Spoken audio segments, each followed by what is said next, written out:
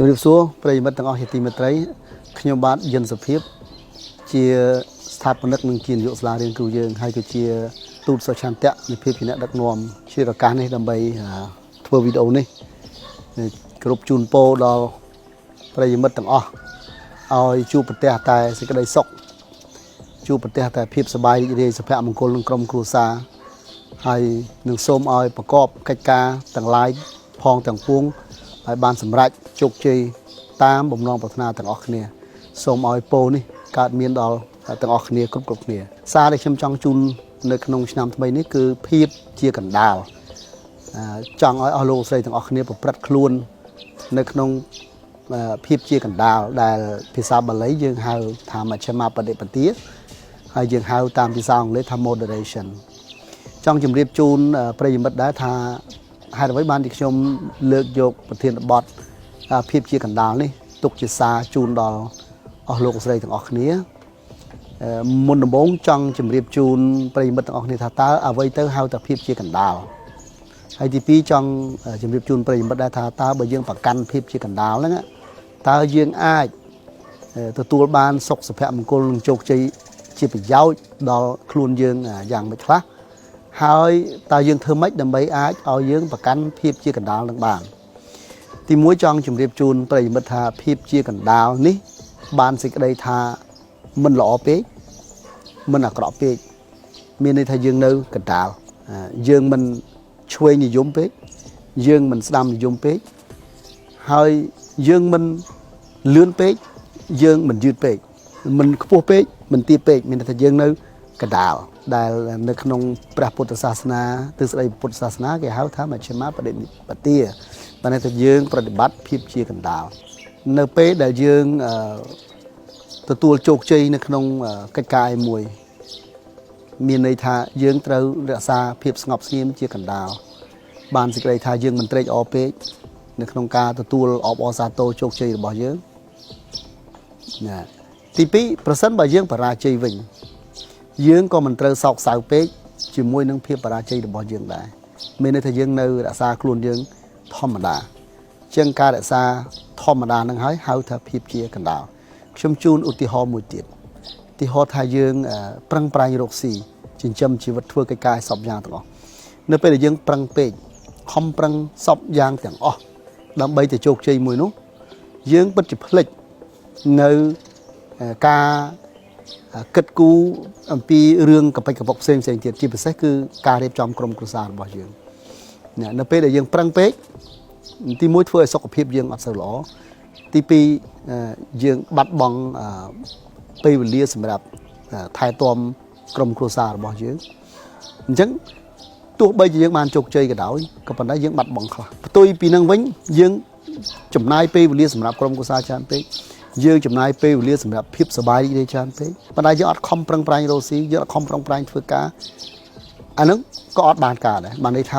យើងបាត់សេដ្ឋកិច្ចអញ្ចឹងកាលណាគ្មានសេដ្ឋកិច្ចក្រុមគ្រួសាររបស់យើងជីវិតរបស់យើងក៏អត់ជោគជ័យដែរបើចឹងទេយើងនៅជាកណ្ដាលបានសេចក្តីថាយើងខំប្រឹងធ្វើកិច្ចការប្រកបមុខរបរចិញ្ចឹមជីវិតរបស់យើងផងហើយយើងចំណាយពេលវេលាសម្រាប់ក្រុមគ្រួសាររបស់យើងផងយើងនៅជាកណ្ដាលកុំឲ្យធ្ងន់ទៅខាងការងារពេកកុំឲ្យធ្ងន់ទៅខាងគ្រួសារពេកយើងនៅជាកណ្ដាលនេះយើងហៅថាភាពជាកណ្ដាលមួយដូចគ្នាដែរតាក់ទងនឹងខ្ញុំជូនឧទាហរណ៍មួយទៀតតាក់ទងនឹងក្តីស្រឡាញ់ពេលខ្លះយើងឃើញបុគ្គលម្នាក់ល្អមែនតើហើយយើងស្រឡាញ់គាត់មែនតើហ្នឹងហើយនៅពេលដែលយើងស្រឡាញ់គាត់មែនតើនៅពេលដែលមានរឿងអ្វីកើតឡើងយើងក៏ស្អប់គាត់ខ្លាំងណាស់ដែរពេលដែលយើងចាប់ផ្ដើមទៅដល់ជ្រុងមួយចំហៀងធ្វើឲ្យយើងបាត់លំនឹងមានហេតុការណ៍កើតឡើងយើងធ្លាក់ក្តុកមានន័យថាមនុស្សអស់នោះគឺថាពេលដែលយើងស្រឡាញ់បំផុតយើងក៏ស្អប់បំផុតខ្ញុំធ្លាប់មានមិត្តភ័ក្តិដែលគាត់ធ្លាប់រាប់អានទុកចិត្តគ្នានៅពេលដែលមានរឿងកើតឡើងគឺថាគាត់ខឹងគាត់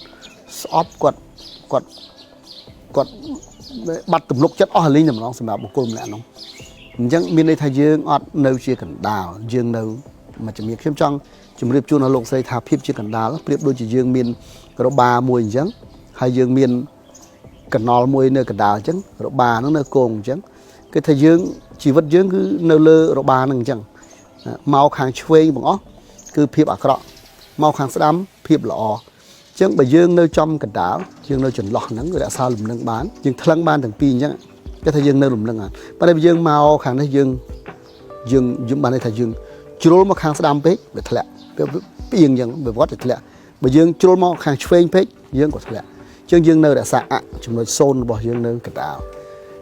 dương bọc cô mình á để đôi cái đây là lạnh pếch còn mình bán để cái đây sọp pếch còn mình bán dương nơi chia cẩn đảo dương thua cái ca ấy cái đó miền đây thay dương chô nơi chủng loại thăng thay như viên chủng loại từng pi rồi viên chủng loại đà chui bằng ó nên chủng loại sam bằng ó nên dương háo thá phép chia cẩn đào ta phép chia cẩn đào ban phải giao ấy khla trong ban lược còn để bẩn dul làm pi phép chia cẩn đào nắng phải chia prey mất ó này ai dul hay phép chia cẩn đào vì ai chui ở dương miền lùm nâng là không chịu vật ban sẽ cái đây tha dương miền ọc ca miền ọc ca kịch ưu tiên hoa thaประสานบ่យើងនៅចំណុចខាងស្ដាំពេកមានហេតុការណ៍មួយគឺយើងកិច្ចអត់ទាន់យើងត្រូវតែធ្លាក់ហើយបើយើងនៅខាងឆ្វេងពេកមានហេតុការណ៍ក៏យើងធ្លាក់ដែរតែបើយើងនៅចំចំណុចកណ្ដាលប្រសិនបើមានហេតុការណ៍នៅខាងស្ដាំខ្លាំងពេកយើងអាចងាកមកខាងឆ្វេងហើយបើសិនបើយើងនៅហេតុការណ៍ខាងឆ្វេងខ្លាំងពេកយើងងាកមកខាងស្ដាំអញ្ចឹងជីវិតយើងរៀបដំណឹងថាបានប្រយោជន៍មានន័យថាយើងមានភាពបត់បែនខ្ពស់យើងអាចធ្វើឲ្យចិត្តរបស់យើងស្ងប់អាចទទួលយកហេតុការណ៍ដែលកើតឡើងបានទាំងអស់ធ្វើឲ្យសុខភាពផ្លូវចិត្តយើងល្អទី1ទី2ធ្វើឲ្យចំណងនៅក្នុងសង្គមរបស់យើងហ្នឹងគឺថាទំនាក់ទំនងក្នុងសង្គមរបស់យើងល្អពីព្រោះហេតុអីយើងមិនមែនជាបុគ្គលដែលប្រកាន់នៅកន្លែងមួយតឹងរឹងបានតែយើងមិនជ្រុលនិយមយើងមិនមែនជាបុគ្គលដែលប្រកាន់នៅចំណុចមួយតឹងរឹងពេកអញ្ចឹងធ្វើឲ្យបុគ្គលទាំងអស់មានន័យថាបុគ្គលខាងឆ្វេងបុគ្គលខាងស្ដាំអាចខ្សែគប់ជាមួយយើងហើយអាចមិនមែនមានន័យថាយើងខ្សែគប់មួយមនុស្សអាក្រក់ទេប៉ុន្តែមិនមែនមនុស្សខាងឆ្វេងជាមនុស្សអាក្រក់ទេបានសេចក្តីថាមនុស្សយើងវាមានដូចខ្ញុំនិយាយកណ្ដាលគ្មានមនុស្សណាអាក្រក់ទេក៏ប៉ុន្តែមានការប្រកាន់ទិដ្ឋិខុសៗគ្នាអញ្ចឹងយើងនៅជាកណ្ដាលបានសេចក្តីថាយើងអាចសម្របសម្រួលរវាងចន្លោះមនុស្សទាំងពីរហ្នឹងចន្លោះប្រភេទមនុស្សទាំងពីរហ្នឹងឬក៏ចន្លោះស្ថានភាពសង្គមទាំងពីរហ្នឹងអញ្ចឹងយើងអាចបត់បែនបាននៅក្នុងស្ថានភាពសង្គមហ្នឹងផងមួយទៀតយើងអាចដូចខ្ញុំបញ្ជាក់ដើមហ្នឹងគឺស្អប់ពេកណាយើងស្អប់ពេកពេលដែលយើងចាប់ផ្ដើមស្អប់ពេកយើងកើតកំណត់ជលនិយមអញ្ចឹងពេលយើងកើតកំណត់ជលនិយមយើងនឹងមិនបានមើលឃើញអំពីចំណុច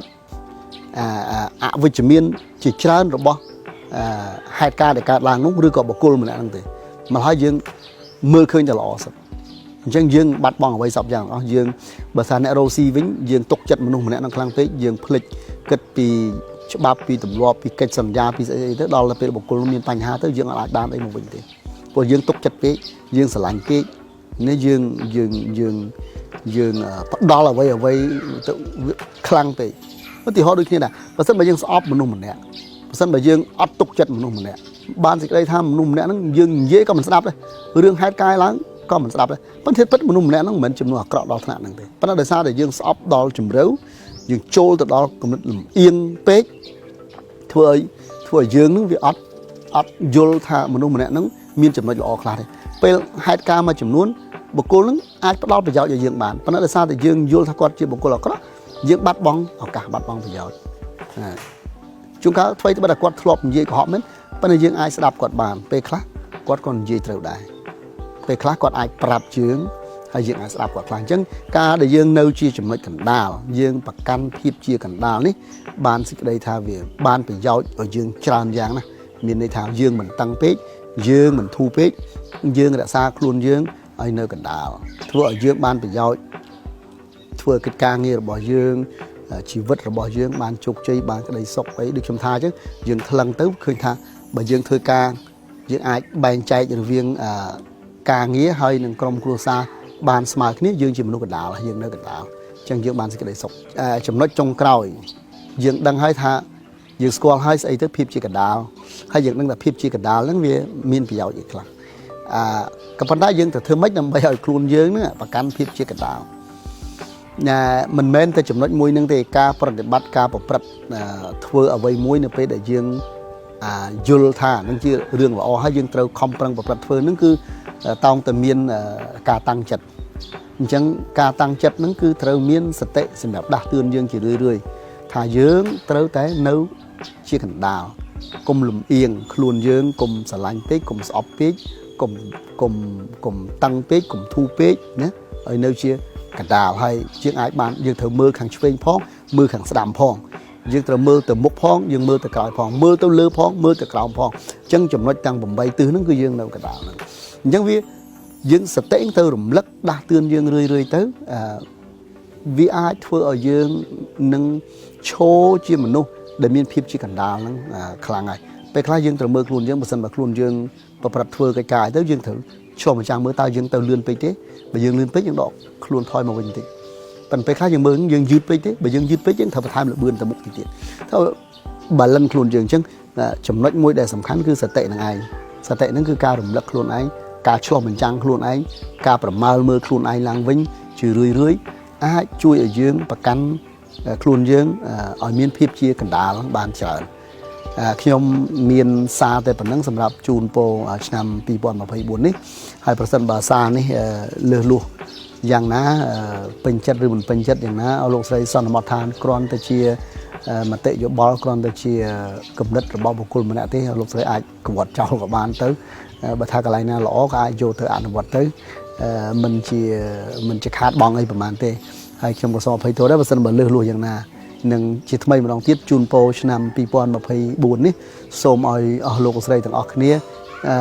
មានសុខភាពល្អមានសុភមង្គលនៅក្នុងជីវិតនិងក្រុមគ្រួសារហើយមានប្រកបកិច្ចការអ្វីៗឲ្យបានជោគជ័យទាំងអស់សូមអរគុណ